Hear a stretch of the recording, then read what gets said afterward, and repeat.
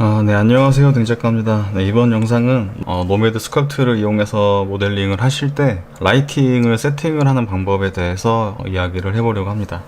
이렇게 모델링을 이렇게 하신 다음에 여기서 좀 더 분위기를 잡아주고 좋은 퀄리티를 내기 위해서는 이제 라이팅의 요소가 빠질 수가 없거든요. 이제 라이팅을 넣었을 때 어떻게 결과물이 달라지고 그 다음에 라이팅 세팅은 어떻게 하는지에 대해서 한번 알려드리도록 하겠습니다. 상단에 보시면 이렇게 햇빛 모양의 아이콘이 있는데 클릭을 하시면 이제 쉐이딩 탭이라는 걸 알 수가 있습니다. 이제 쉐이딩 탭에서 분위기를 좀 어둡게 잡으려고 이 엔바이런먼트 탭에 가보시면 여러 가지 배경에 대한 리스트들이 있는데 어두운 느낌을 잡아보려고 이제 이 카테고리를 선택을 했고요.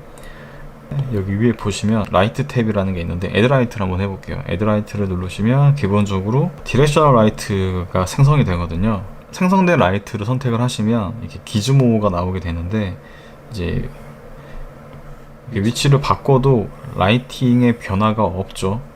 여기 보시면 이제 컬러를 바꿔줄 수가 있는데 컬러는 바뀌는 거를 볼 수 있고 강도를 이렇게 올리는 거는 다 적용이 되는데 이렇게 방향을 바꿔도 변화는 없습니다. 이게 왜 그러냐면 디렉셔널 라이트라고 해서 이제 주광을 표현하는 거거든요. 한마디로 말해서 이게 태양이라고 생각하시면 돼요. 얘의 위치가 중요한 게 아니고 회전을 해보시면 이 회전 값에만 영향을 미치는 걸 알 수가 있어요. 한마디로 태양의 각도라고 생각하시면 이해하기 쉬울 겁니다.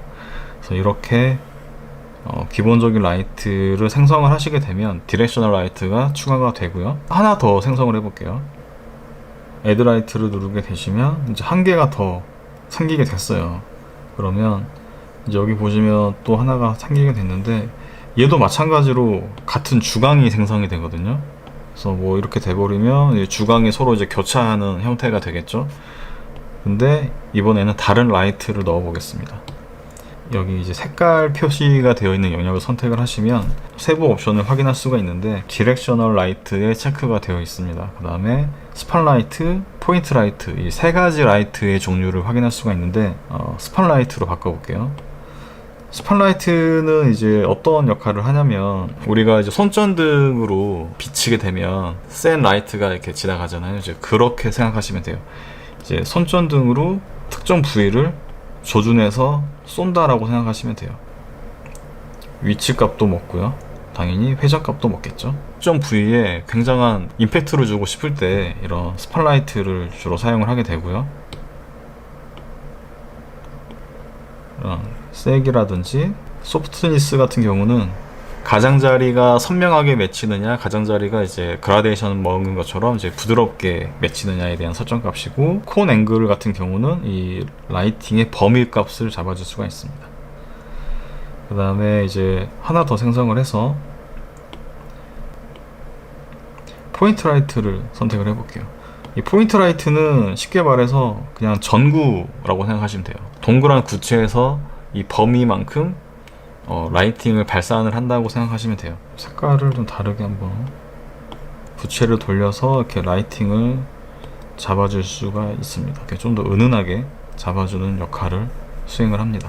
이제 세 가지 라이트를 가지고 이렇게 회전을 해보실 수 있는데 빈 화면에 손가락 두 개를 올려놓은 상태에서 이렇게 드래그를 하시면 라이팅을 회전을 해서 확인할 수가 있고요. 그럼 좀 더 분위기를 한번 어울리는 느낌으로 한번 세팅을 한번 해볼게요. 아까 영상 초기에 말씀을 드렸던 이 엔바이런먼트 탭에서 본인이 원하는 어울리는 이런 환경값을 잡아준 다음에 작업을 하시는 게 더 도움이 되겠죠. 여기서 이제 강도와 그 다음에 이 회전값을 잡아줄 수도 있겠죠. 아래에서 위로 스팟라이트를 한번 세게 한번 때려 볼게요.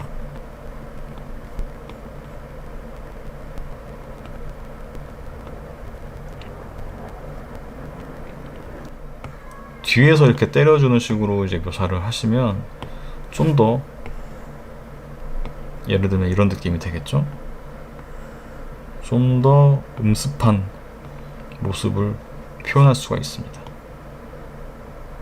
그래서 이제 이 포인트 라이트로 얘가 너무 세니까 강도를 줄이고 좀 더.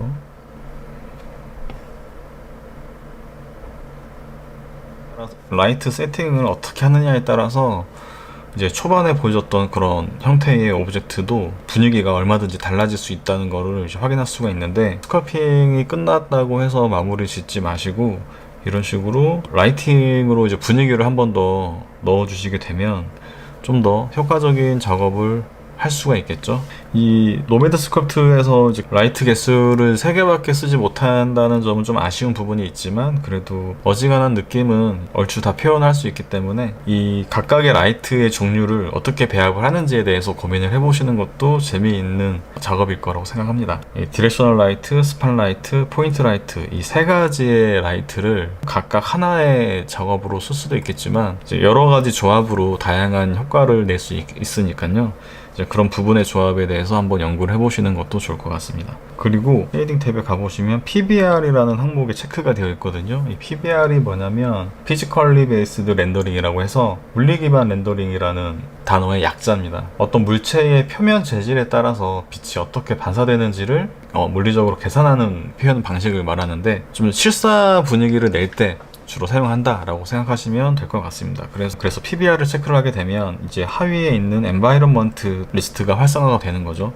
실제 사진을 이용한 이런 이제 큐브맵 같은 이미지들이 활성화가 되고, 이제 각각의 매터리얼에서 이런 메탈 재질이라든지 각각의 재질들이 이제 활성화가 되는 상태를 말하는 거고, 이제 맥캡이라는 항목이 있습니다. 맥캡을 선택을 하게 되시면 제가 작업을 했던 라이팅 요소들이 다 사라졌죠. 다 사라지고 맥캡에 대한 이 컬러에 대한 색깔이 다 부여가 됐는데, 이제 이 맥캡이라는 거에 대한 개념을 또 알아두시면 좋을 것 같은데, 이제 맥캡을 한 번 더 체크를 하게 되시면 여기에는 또 별도의 여러 가지 리스트들이 있는 거를 확인할 수 있습니다.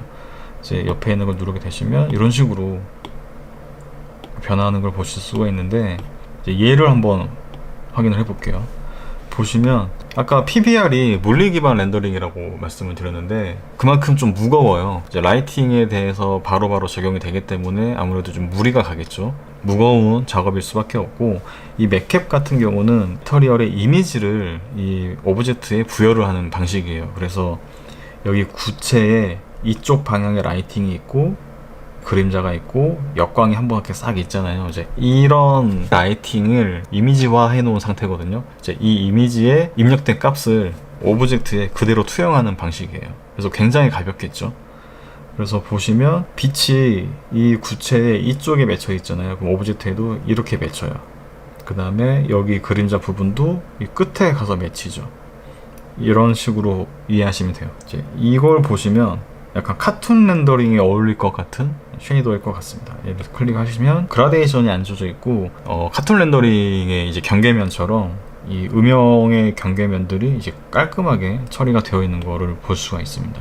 지금 이제 스컬핑이 되게 자잘하게 묘사되어 있다 보니까 그런 부분들이 잘 드러나진 않는데, 오브젝트가 단순한 형태일수록 이런 카툰 렌더링의 느낌이 좀 더 잘 두드러지게 날 수 있겠죠. 라이팅에 대해서 작업이 하기가 어려운 환경이라든지 좀 이제 낮은 사양의 아이패드로 작업을 하실 때는 이런 식으로 간단하게 표현하는 방법도 좋은 선택일 것 같고요. 이제 맥캡과 PBR의 개념만 이해하시면 좋을 것 같습니다. 이렇게 로테이션 값을 돌리는 거는 이제 얼핏 보면 실시간으로 뭔가 변화하는 것처럼 보이지만 여기에는 이 이미지를 회전하는 거거든요. 이제 그런 개념으로 이해하시면 될 것 같습니다. 작업을 하실 때 이 PBR과 맥캡의 차이를 이제 개념 정도는 알고 계시면 도움이 될 것 같습니다. 자, 이렇게 해서 오늘은 노매드 스컬프트에서 라이팅에 관련된 튜토리얼을 진행을 해봤고요. 이번 영상이 도움이 되셨다면 구독과 좋아요 잊지 마시고요. 전 다음에 또 다른 영상으로 찾아뵙겠습니다. 감사합니다.